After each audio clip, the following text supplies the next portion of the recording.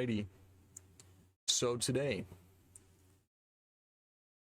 we are going to be discussing The Punisher Season 1. Alrighty, so this is a Netflix original that was adopted by Disney Plus. It goes into the MCU now after the crossover between Daredevil and Spider-Man, of course. And of course, this predates that. I will say that much. But so there's 2 seasons of this so far. I believe they're making a 3rd one, but I heard it was canceled on Netflix, so it's gonna be a Disney Plus collaboration thing. But we're just gonna go over my review of season 1. Let me pull up the episode list. I normally like to try and break it down into 3 parts, like season wise. It kind of lets you know how beginning, middle, and end are like rank wise, you know. So there's 13 episodes per season, 26 total. And in this show, it follows the Punisher, Frank Castle, and I'm not gonna lie, it hits the ground running. Episode 1, season 1, episode 1, very good, very good TV. It has the drama, it has the action, it gets you hooked. You grow to like this character very fast, bro. The antagonist Frank, or the protagonist, my bad, protagonist Frank, a very likable character, because if you don't know the Punisher, he's like a vigilante, but he murders people. You know, vigilantes like Batman don't kill people, but the Punisher, he's like, these people are bad, they're gonna do it again. The only way to get rid of them, kill them, you know. And that's basically the gist of his like hero arc. And overall, the show did a great job encapsulating it. I don't remember, let me see what the actor's name is, because he did a very good job of playing the Punisher.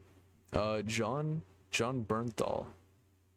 Very good lead. I'm not gonna lie, bro. I've never seen him in anything else, but I just know this performance was great. I binged this show. I watched it over the course of like 2 nights. They're hour-long episodes, 13 episodes. Watched it 2-3 nights maybe, and just because it was that good, you know.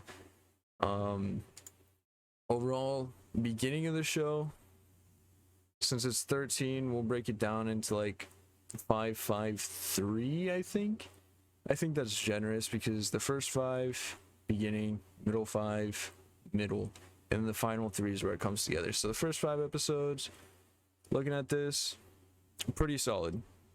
Post rate them on like a percentage or scale 1 to 10.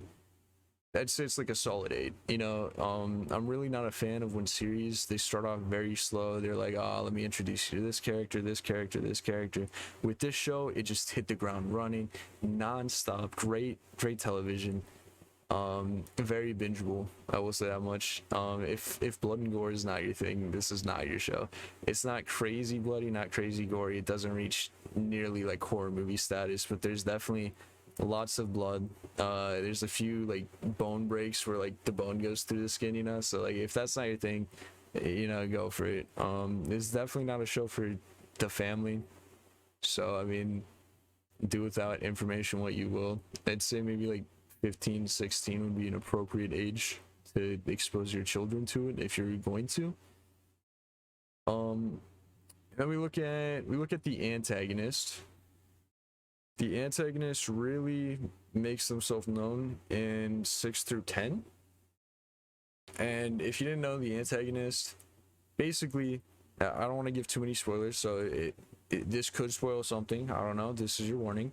All right, if you keep watching, on you. The antagonist is basically the government, you know, like the lore behind Frank Castle is he worked for the army doing like illegal stuff for the government, which he didn't know was illegal at the time, or maybe he did. But anyways, basically he's got like this small division of the government chasing after him and one of his buddies. So it's pretty good. It's really good television. And the 6 through 10, it slows down a little bit, but it's like a good kind of slow, you know. It's not one of those things where like, it's getting a little boring. It's like filler, but it's good filler, you know. And then if we're gonna talk about 11 through 13, oh man, those 12 and 13 specifically, those ones were hype, bro. I was jumping up. I was like, oh man, bro, like I was hyped. And like not many shows can do that for me. And granted, I'm just a guy and I'm like, oh, action, like cool. But I do think that there's very good plot devices in this show. I think the characters are very well not only like made, but the casting was like perfection. Everyone you're supposed to hate, you absolutely hate. And there's like moments where you kind of like them, but you still kind of hate them. And everyone you're supposed to like, you like, and that's basically that. Season 1 overall, if I had to give it a rating, we'll go 1 to 10 rating. I'd probably give season 1 of it throughout the main, okay, so all 13 episodes together, I would say it's like a 8.7. If we're talking about 12 and 13 alone, I think that's like 9.8. Like it was great for me. And like who knows, you might not like what I like, but for me it was amazing television. So I mean that's basically it. I'll go into a few spoilers, so if you're against spoilers, click off now. Appreciate you watching this far if you did. But anyways, so season 1, you see the Punisher, because this kicks off from where the Punisher was in Daredevil. So he's basically just laying low, working a regular job, and then so he works at a construction site to basically get over his family dying, right? So he spends all of his time there, and there's a group of guys that are doing like illegal jobs, and they pick up one of the new guys. New guy makes a mistake in the illegal jobs. They go back to the construction site to kill him, right? And so it's 3 like really bad guys, and then you got the one guy who made the mistake, and he's running, and he's like, don't kill me. And so Punisher hears this, right? And so he basically cuts off the 3 bad guys. And they're like, oh, just walk away, silent guy, because he doesn't talk. And they're just telling him leave, you know. And then they're talking about how they're gonna beat him up, all this blah blah blah. Bro has a sledgehammer, and you can kind of understand where this is going. Sledgehammer, all 3 of them, just body after body, bro. And it's just a bloodbath, man. It's great. The last guy's begging for his life. He's like, no, I'm so sorry, bro. I didn't mean it. Smashes his head in and then throws him into some concrete so the bodies will never be found. And that is where it kicks off. I'm going to leave you with that little bit of information. It's very good. It gets better from there. I'm not going to lie. Episode 2, slight slope downwards in like action, but still nonetheless great. I loved every moment of watching it, and I'm probably gonna rewatch it in the near future. Overall, solid 8.7. Last 2 episodes 9.8, bro. Like it was damn near perfect television in my eyes. I had fun every moment of this, and I'd recommend if you're looking for a show to watch. It's on Disney Plus, but it's great.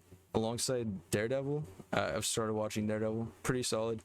I like Punisher better though. So far, I'm only like 5 into Daredevil, but overall, solid television. I'd say 100% give it a watch. Season 1 is great. Season 2, a little less great, but like, what are you gonna do about it? That's a video for another day. Thank you for watching. Like, comment, sub. Alrighty, I appreciate it. Peace.